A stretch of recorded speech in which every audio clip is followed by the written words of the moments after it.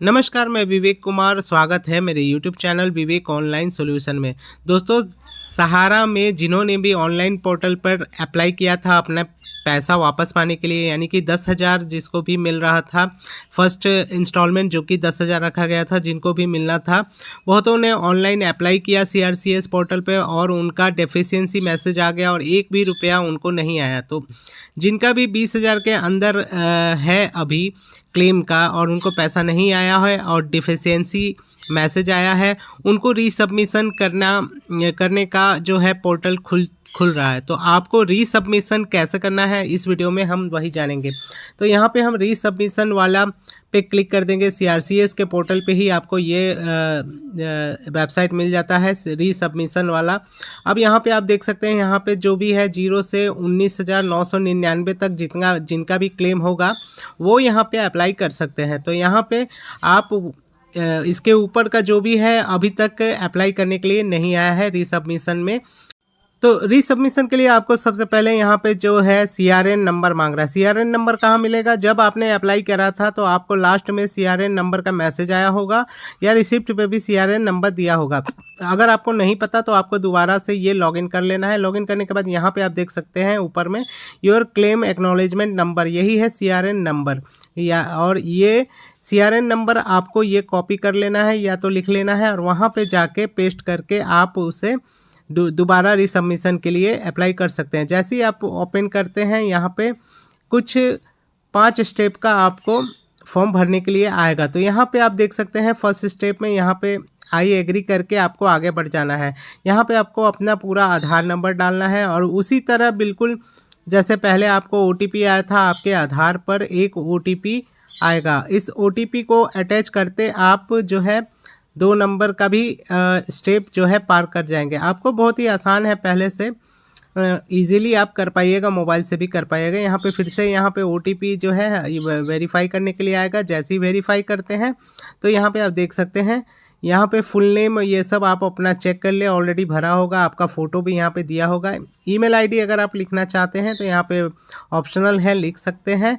और नीचे आधार seeded bank आपको शो करेगा। ये आधार सीडेड बैंक, अगर आपने जो बैंक में अपना ये कराया होगा, आधार सीडिंग होगा, वही बैंक यहाँ पे दिखाएगा। इसके बाद आप यहाँ पे नेक्स्ट कर देंगे। नेक्स्ट करने के बाद आपको ये आगे बढ़ेगा। अब आगे यहाँ पे आप देख सकते हैं जो भी डेफिशिएंसी था आपका, वो डेफिशिएंसी यहाँ पे दोबारा से ये करके अपलोड करके देखना है, मतलब आपको चेक करके देखना है डेफिशिएंसी। यहाँ पे आप जो स्टेटस देख रहे हैं उस पर जैसे ही क्लिक करेंगे, यहाँ पे आपको ये स्टेटस दिखाई देगा। आपका जो भी डेफिशिएंसी है उसके अकॉर्डिंग यहाँ पे स्टेटस आपका दिखाई देगा।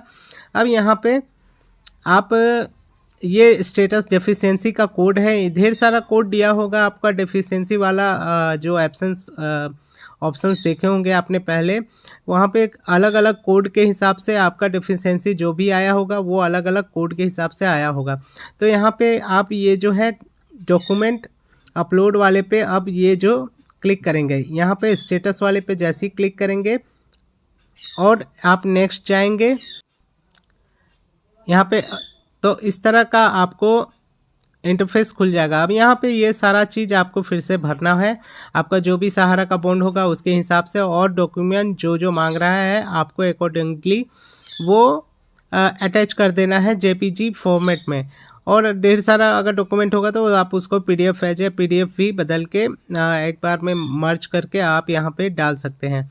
इसके बाद आपको इस तरह जो है शो करेगा, जो भी आपने ये अपलोड कर दिया, इस तरह आपका यहाँ पे अटैच हो जाएगा। जितनी डिफिशिएंसी होगा सारे में आपको क्लेम स्टेटस पे क्लिक करके वैसे ही अपलोड कर देना है। दोबारा से जो भी आपका डेफिशिएंसी होगा उस हिसाब से जो डॉक्यूमेंट मांगेगा वही डॉक्यूमेंट आपको यहाँ पे डालना है। तो सबका डिफरेंट होगा, आपको पढ़ के पता चल जाएगा।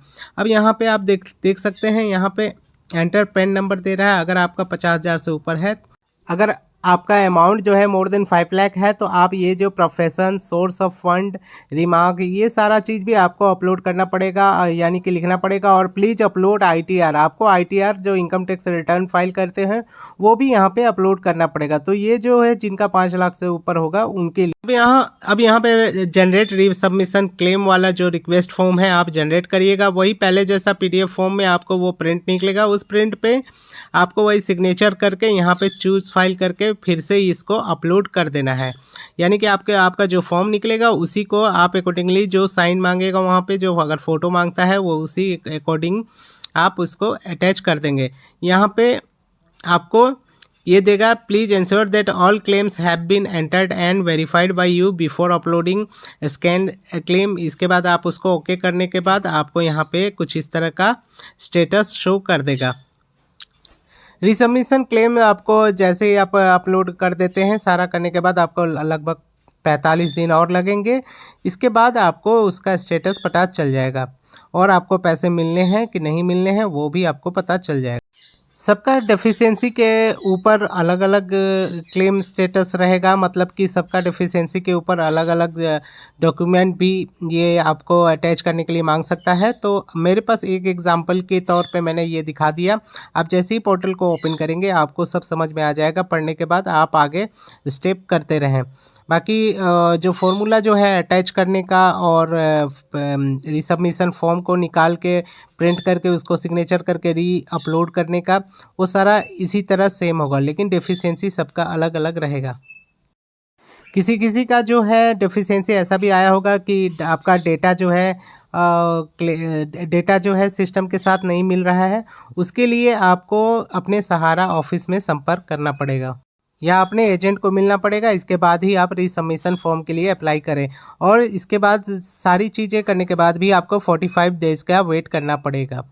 आई होप आपको ये जानकारी पसंद आई होगी।